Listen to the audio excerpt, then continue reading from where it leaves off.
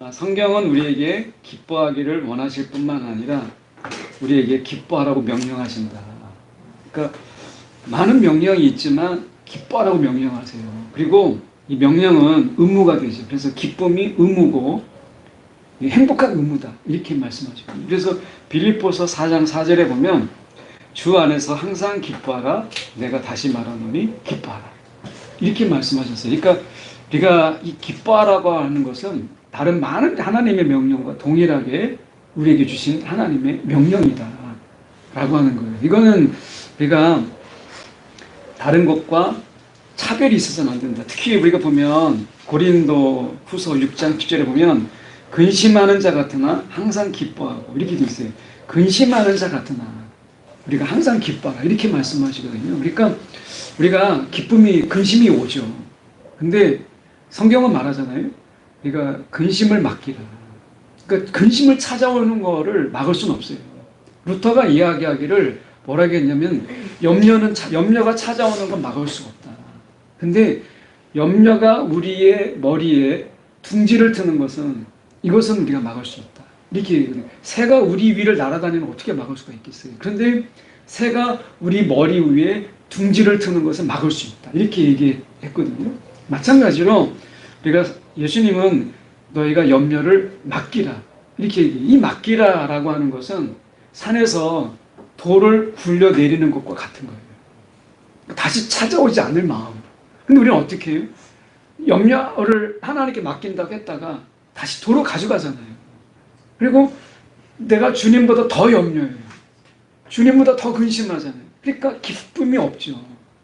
그래서 여기 보면 근심하는 자 같으나 세상이 볼 때는 정말 근심 그 자체인데 기뻐하라 이렇게 말씀하셨어요. 그러니까 이 기뻐하라는 명령으로 근심을 이기자인데 이 조 리건이라고 하는 분이 땅의 책들에서 이야기한 부분을 잠깐 보면 이렇게 얘기합니다. 그분은 처음부터 등장인물로 자신의 이야기 속으로 들어가 피조물과 거닐고 동료 등장인물들과 사귀며 그들의 성공을 기뻐하고 그들의 상실을 슬퍼하신다.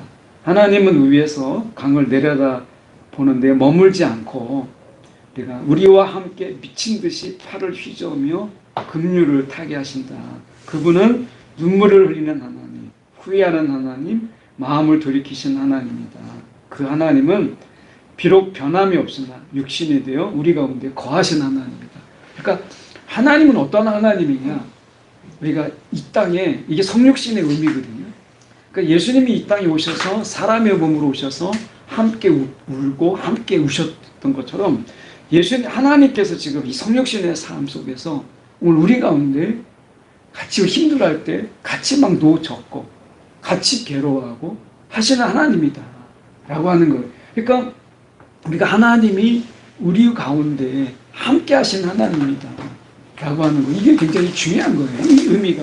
그래서 우리가 보면 여기서 하나님이 우리와 같은 이런 성육신 하나님이다 보니까 어떻게 보면 눈물을 흘리고 후회도 하시고 마음을 돌이키시는 하나님.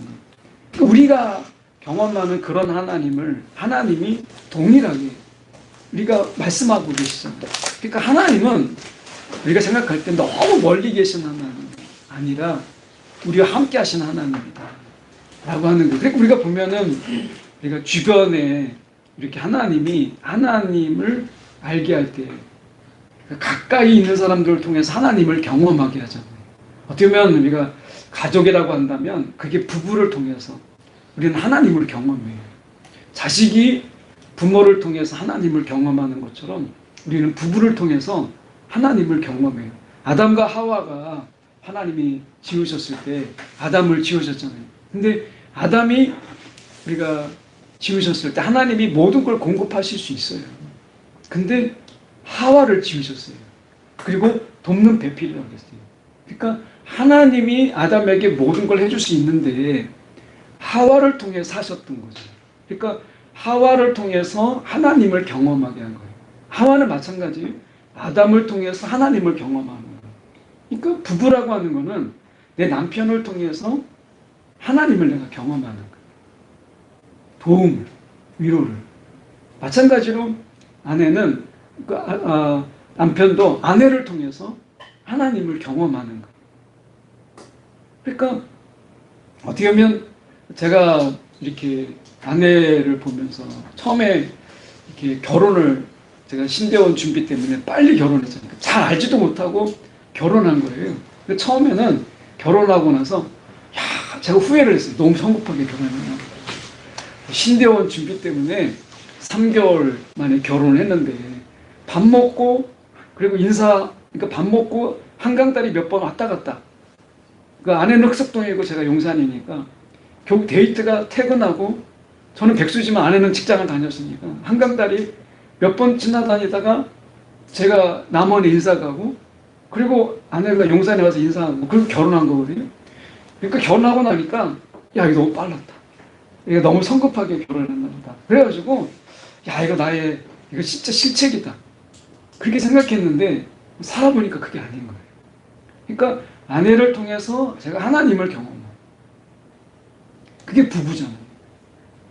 그러니까 여기 이제 앉아 계신 분들이 맨 마지막에 남는 건 결국 부부다 이렇게 얘기하는데 다르게 표현하면 결국 하나님이 부부를 통해서 하나님을 경험하게 하신 거예요. 하나님이 하실 수 있지만 하나님은 이 방법을 취하셨어요.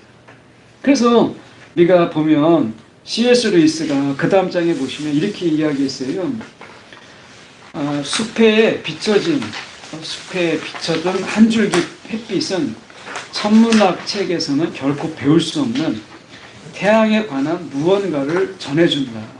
이 순전하고 자연스러운 쾌락은 우리의 경험의 숲속에 비춰든 신선한 빛의 편리이다. 이렇게 얘기했습니다. 다시 말하면 아까 이제 햇빛이 들잖아요. 햇빛 하나에 우리가 볼 때는 그냥 빗줄기 하나가 들어온 거예요. 그런데 이 햇빛을 통해서 우리가 보면 그 끝엔 태양이고 그 태양을 지으신 분이 누구예요? 하나님이잖아요. 그러니까 하나님께서 이 지구의 각도를 너무나 절묘하게 맞추셔서 지금 내가 앉아있는 가운데 햇빛을 선물한 걸로 생각하면 이건 전혀 달라요.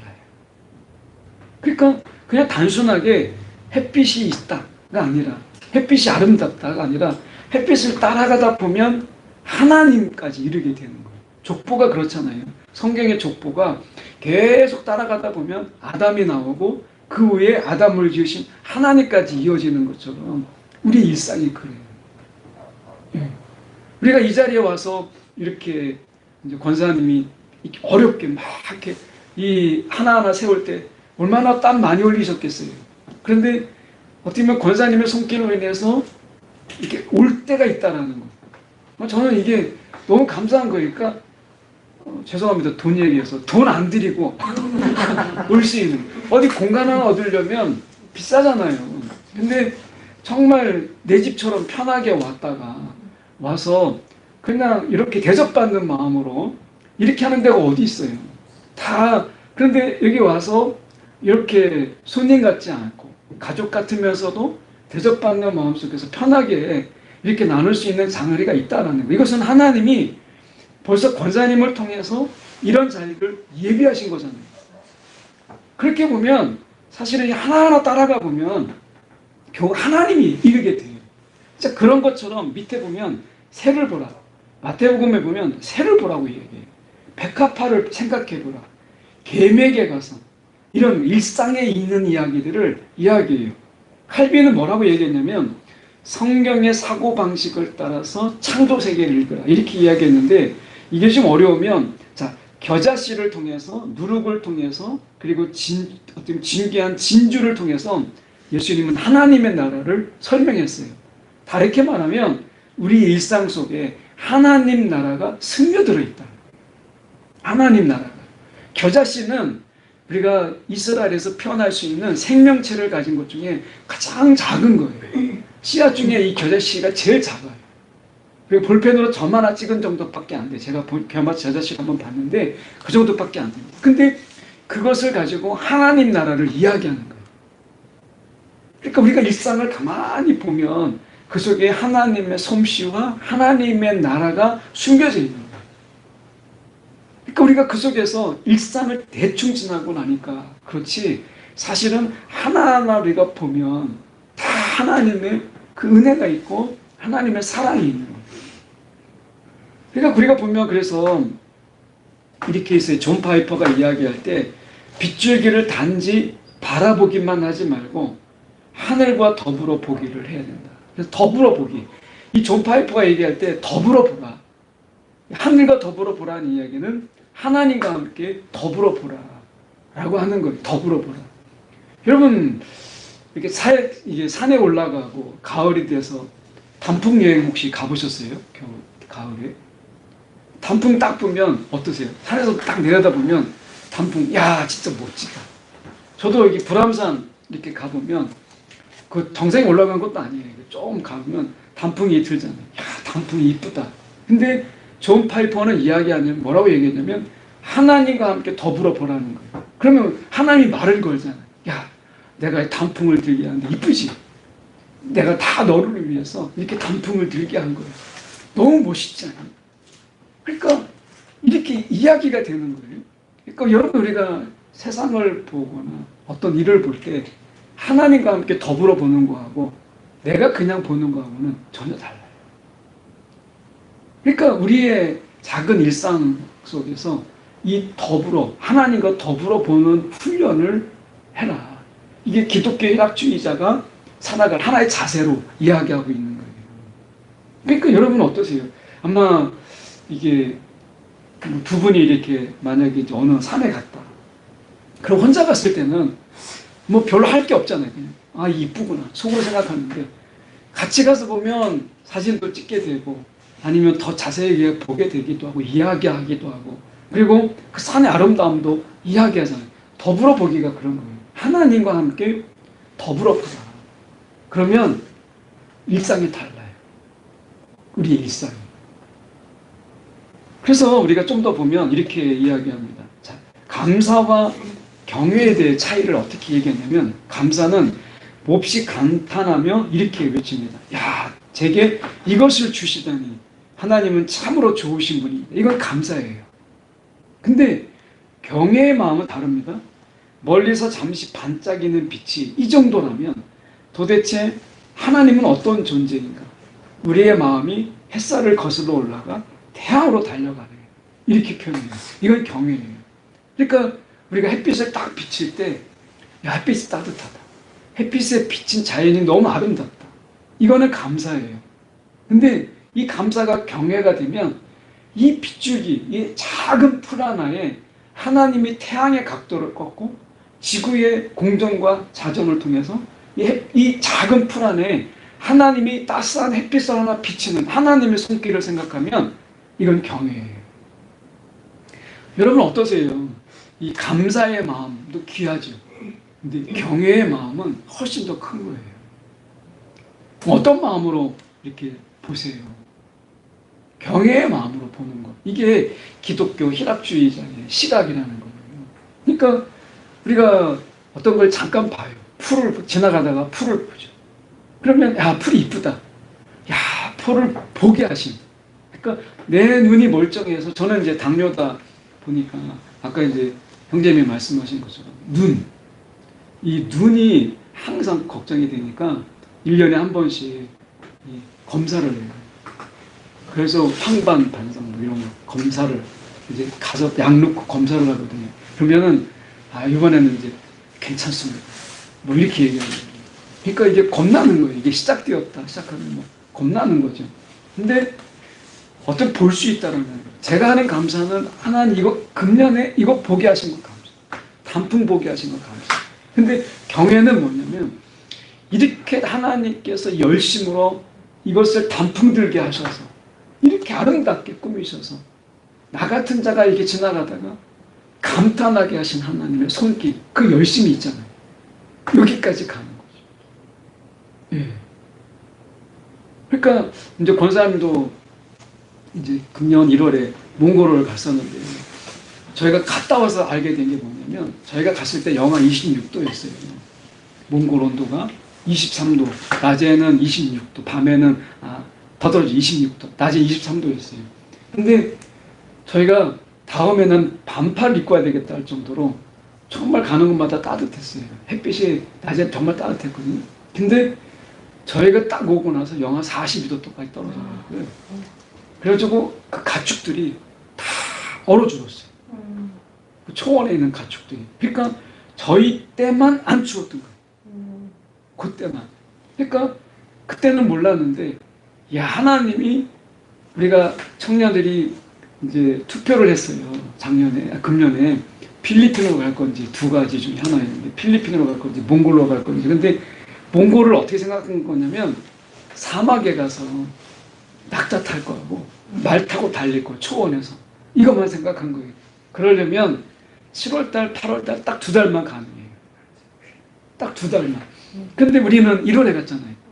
그러니까 말은 탔는데 이게 그냥 마차예요. 근데 그것도 추워요. 말등이 올라가지도 못하고 낙타는 타지도 못하고 구경도 못했어요. 근데 그때 모르고 갔는데, 근데 저희가 형편에 일단 맞았고, 그러니까 여름보다 항공료가 반값이에요. 몽골이 7, 8월 때 가면 80만 원이 넘어요. 근데 43만 원에 갔거든요. 그러니까 일단 항공료가 애들이 모은 게 35만 원 정도 모았으니까 그 형편에 맞고 날씨가 너무 절묘한 거예요. 그러니까 갔다 온 거거든요. 그러니까 갔을 때는 몰랐는데 하나님은 절묘하게 날씨를 주신 거예요. 그러니까 야, 날씨가 따뜻하다, 감사하다. 이거는 감사고요. 경외의 마음은 하나님이 그 앞뒤가 굉장히 추웠어요. 저희 가기 전에 영하 36도였고 저희가 와서는 42도였어요. 근데 갑자기 23도로 떨어진 거예요. 따뜻해진 거예요. 저희가 그때 간 거예요. 그러니까 하나님이 우리가 가 있을 동안 하나님의 간섭이 있었구나. 쫓아가면, 그러니까 이게 경외예요. 그러면 감사의 마음 속에서 보다 경외의 마음이요, 기쁨이 훨씬 더 커요. 이게 우리가 기독교 일합주의자가 가져야 될 시선이라는 거죠.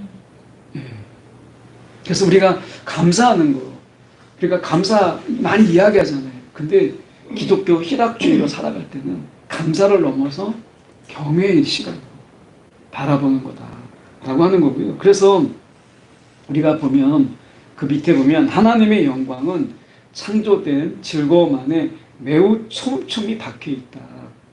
이 둘을 떼어낼 수가 없다. 그래서 우리가 영광과 즐거움, 이게 같이 가요.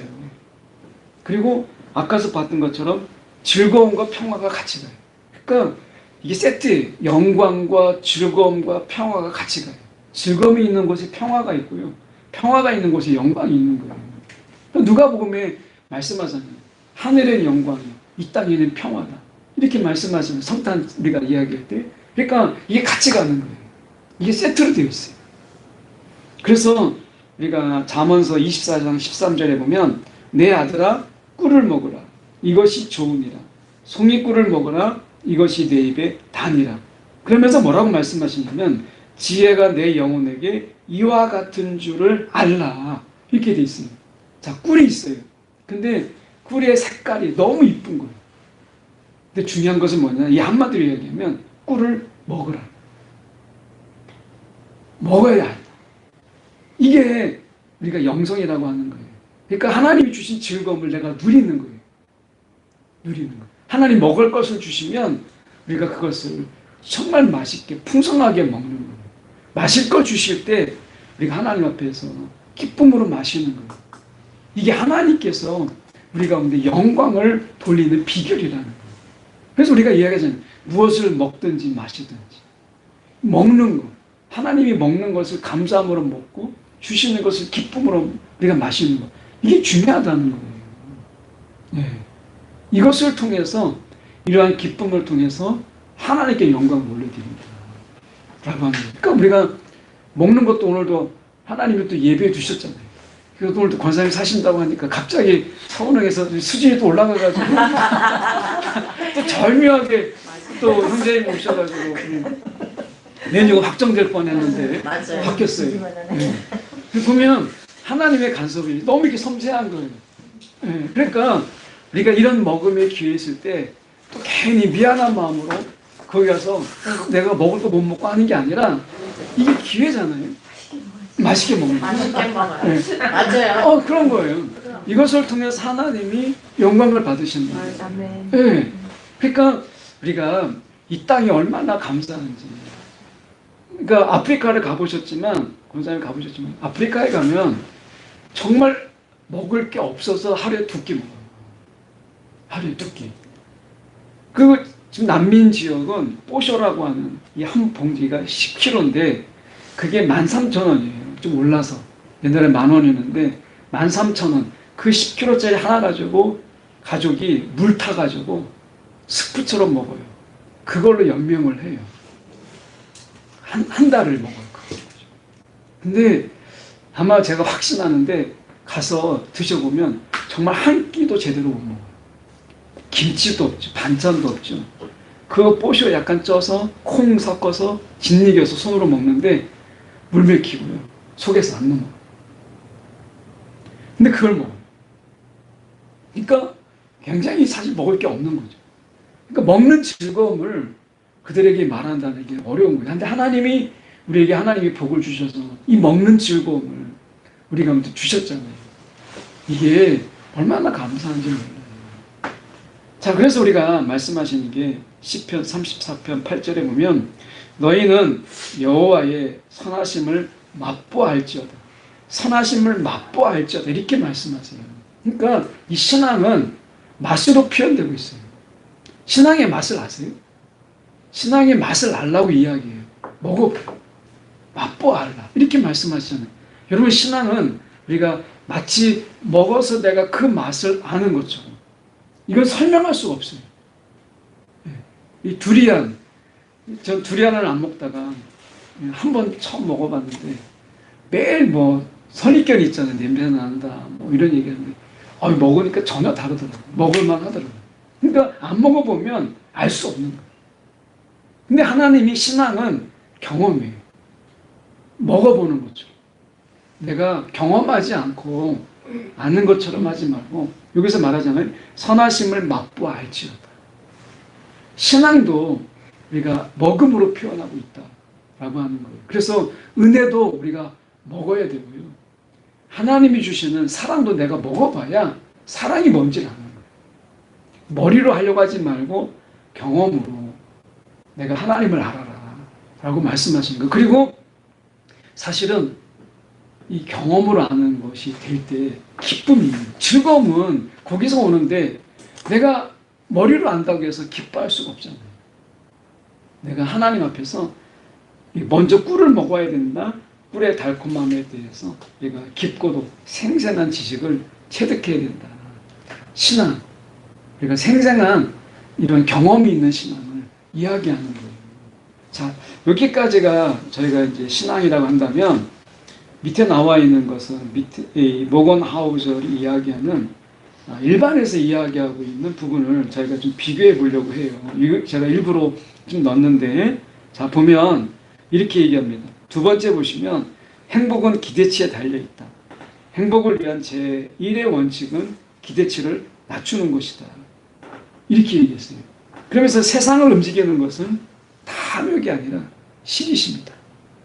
이렇게 얘기했습니다. 세상을 움직이는 힘은 남들과 비교해서 시기심이 세상을 움직이는 거다. 이렇게 얘기합니다. 늘 비교하는 거예요. 그러면서 우리가 그런 기대, 시기심에 끌려다니지 말고 우리의 기대치를 낮춰. 이게 세상에서 행복론에서 이야기하고 있는 거예요. 그런데 앞에서 얘기했던 것처럼 하나님은 우리의 행복을 이야기할 때 기대치를 낮추는 게 아니라 하나님이 행복하니까 우리가 행복한 거예요. 우리의 기준은 하나님이 우리의 기준이 되야 됩니다.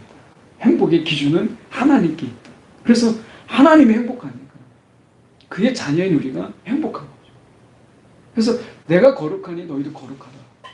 내가 행복하니 너희도 행복하라. 이렇게 말씀하시는 거예요. 이것은 명령이다. 이렇게 말씀하시잖아요. 그래서 우리가 보면 그 바로 밑에 모건하우절에 바로 보면 우리는 미래를 예측하는 능력이 꽤 뛰어나다. 다만 뜻밖의 놀라운 일을 예측하지 못할 뿐이다. 그런데 인생의 사실을 보면 그것이 모든 것을 좌우하곤 한다. 이렇게 얘기합니다.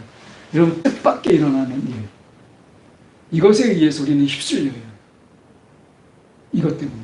그래서 뜻밖의 찾아온 어떤 이 기분 나쁨, 불쾌함, 이것으로 인해서 우리의 기쁨을 다 송두리째 잃어버려요. 뜻밖의 찾아온 어떤 우울한 일들이 우리의 행복을 다 흔들어놔요. 이게 세상의 일이에요. 그런데 하나님은 뭐라고 말씀하셨어요?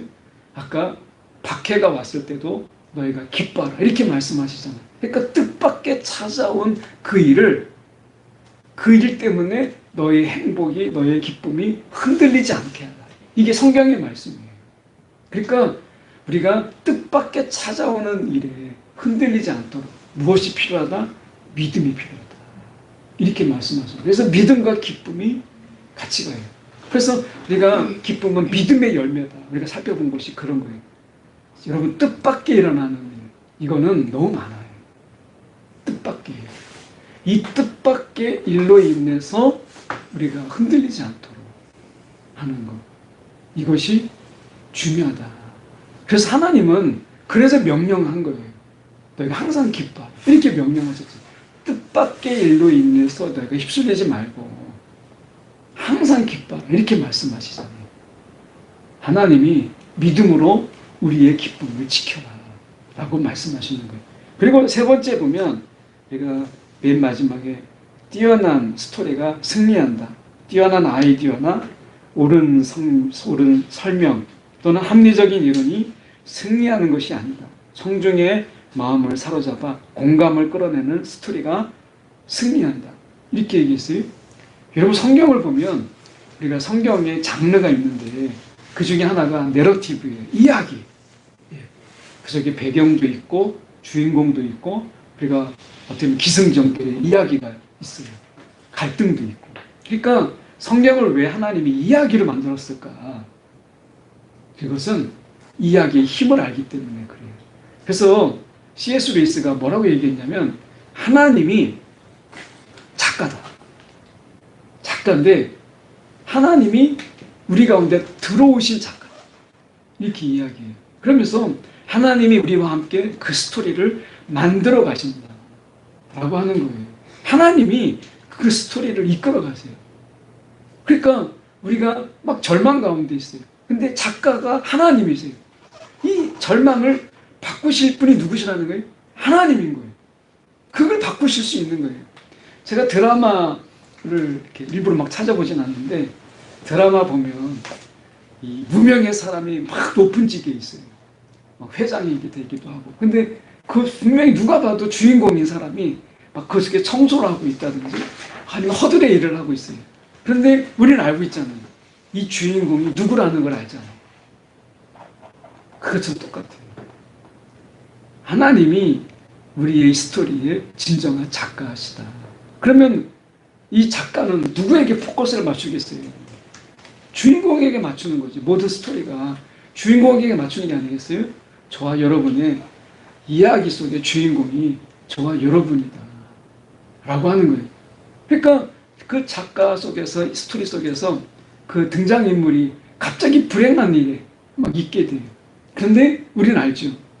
해피엔딩으로 끝날 것을 알아요.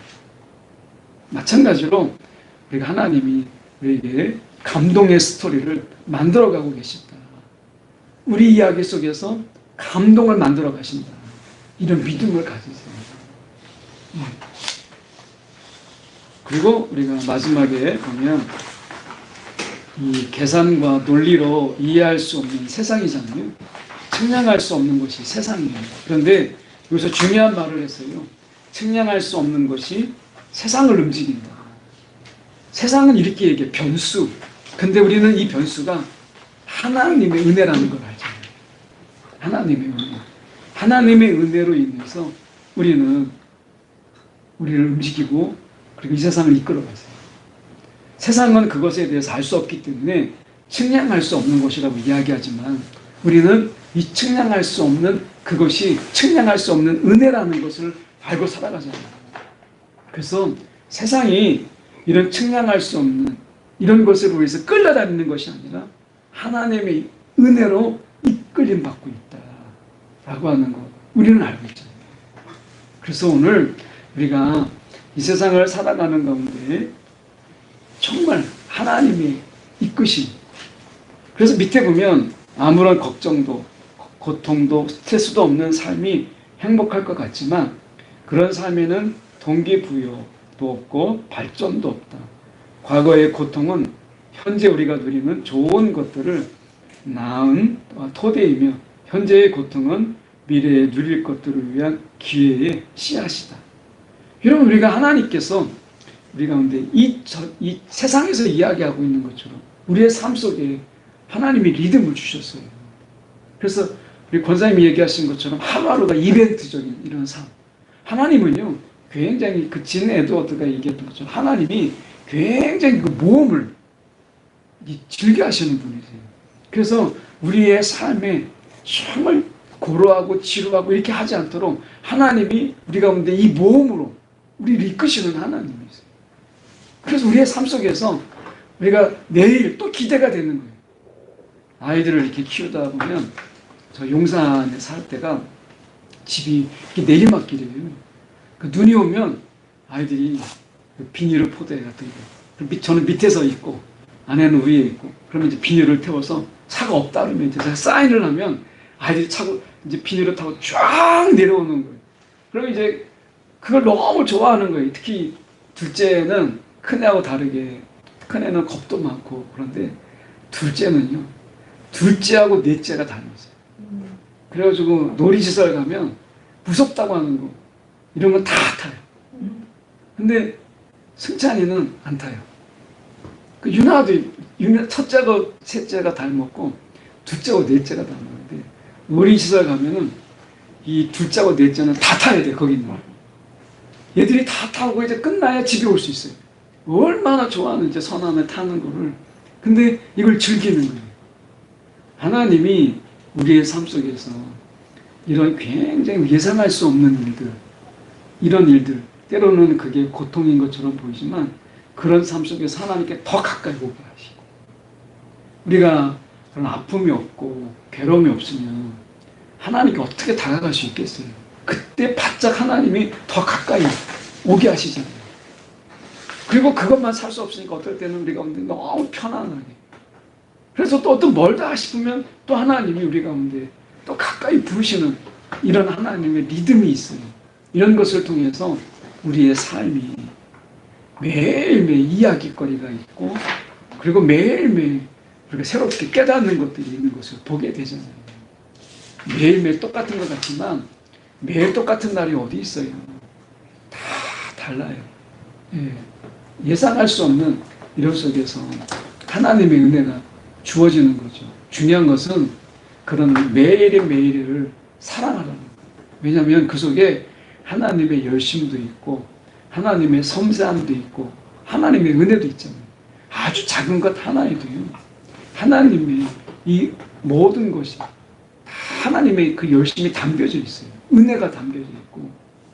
그러니까 우리가 하나하나 이렇게 볼 때 보면 그 속에서 우리가 하나님을 정말 생각할 수밖에 없는 이런 것들이 정말 가득해요. 귤 하나도 그렇잖아요. 우리가 지금 먹을 것 하나에도 보면 이거 하나하나에도 다 하나님의 예비하심과 이런 손길들을 보게 돼요. 아프리카에게 죄송하지만 아프리카에 가서 과자 사 먹으러 가면 이거를 사 먹을 수가 없는, 유통기한이 안 적혀 있어요. 이게 작년에 팔다가 남은 건지 재작년에 팔다가 남은 건지를 알 수가 없어요.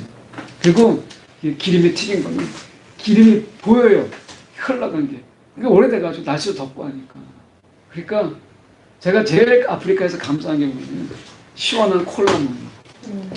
냉장고가 없으니까 이게 시원한 콜라를 먹을 수가 없어요. 신학생들한테 제가 작년에 이제 하도 열심히 하길래 그럼 제 시간 때, 교수님 시간 말고 제 시간 때 음료수를 한번 사와라. 해가지고 이제 돈을 줬어요. 근데 갔다 오는데 가깝다고 했거든요. 근데 갔다 오는 게 벌써 30분이에요. 그걸 들고 온 거예요. 그래서 제가 몇 번이나 이거 시원한 거냐? 그랬더니 시원한 거래요. 근데 오는 동안에 냉장고도 없잖아요. 그늘에 놔뒀던 건데 이게 사이다인데요. 사이다도 아닌 것 같은데 사이다예요. 근데 벌써 미지근해져가지고 너무 밍밍해서 못 먹겠더라고요. 그래서 그 친구들 다 줬는데 그 친구들은 그것도 검사. 그러니까 하나님의 손길 속에서 우리 가운데 미치지 않는 게 없다. 하나님의 은혜가 미치지 아니하는 게 없다 라고 하는 거예요. 우리가 좀 더 이 하나님의 희락주의 속에 생각할 수 있는 게 좀 섬세하게, 하나님처럼 섬세하게 우리의 것을, 일상을 좀 바라보는 손길이 좀 필요하고요. 그런 시선이 필요한 거예요. 섬세함 속에서. 예. 우리가 대충 뭐 너무 당연하게 이렇게 지나가는 건데, 사실은 섬세하게 보면 그 속에서 하나님의 손길, 예비하심, 은혜, 그리고 하나님이 우리 가운데 베푸시는 그런 하나님의 어떤 이 부지런한 손길, 신실한 하나님의 손길들을 우리가 느낄 수 있잖아요. 그런 거죠. 우리가 나이가 들고 이제 세월이 가면 부모님들을 이렇게 생각할 때 그때 스치고 지나갔던 것 중에 하나가 다시 새롭게 떠오를 때가 있어요. 어머니가 지금은 이제 치매신데 지금도 하는 이야기가 있는 게 뭐냐면 밥 해주지 못한 거. 지금 제 나이가 몇이에요. 그런데 그 어렸을 때 뜨뜻한 밥 중고등학교 다닐 때 못 해준 거. 그 아내랑 제가 결혼할 때 아내에게 제일 첫 번째 부탁이 뭐냐면 아침에 나갈 때 뜨뜻한 밥 해줘라. 이게 첫 마디였대요. 아내에게 부탁합니다. 그러니까 늘 그게 미안한. 근데 그 밥 한 끼 하나에도 엄마의 마음이 담겨져 있는 거예요. 그때는 몰랐죠. 밥 먹기 싫은데 꼭 밥 먹고 가라고 하고, 어떨 때는 투정 부릴 때 밥 안 먹는 게 제일 무기였잖아요. 근데 그게 엄마의 사랑이었다는 것을. 그때는 모르지만 섬세하게 보면 아, 그게 사랑이야. 이걸 알게 되잖아요. 하나님도 마찬가지예요. 우리가 하나님의 은혜가 없는 게 아니라, 그리고 우리 가운데 기쁨이 없는 게 아니라 너무 건성으로 본다.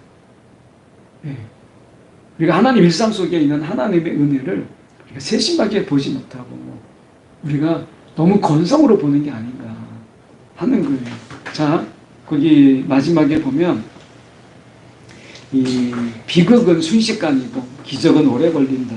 좋은 일은 작고 점진적인 변화가 쌓여 일어나므로 시간이 걸리지만 나쁜 일은 갑작스러운 신뢰 상실이나 눈 깜짝할 새에 발생한 치명적인 실수 탓에 일어난다. 그러니까 우리가 하나님의 은혜를 아는 데는 오래 걸리고요. 하나님을 떠나고 하나님께 원망하고 할 때는 금방 이것을 보게 되잖아요.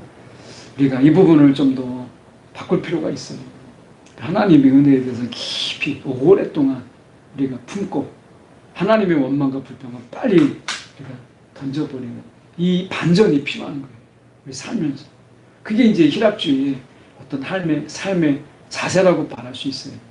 그러니까 우리가 살면서 감사를 잠깐 막, 우리가 감사를 보면 그때 반짝 막 죽으라고 막 뜨겁게 감사했다가 금방 잊어버리는데, 감사를 오랫동안 품고 있는 이런 마음들이 좀 필요하잖아요.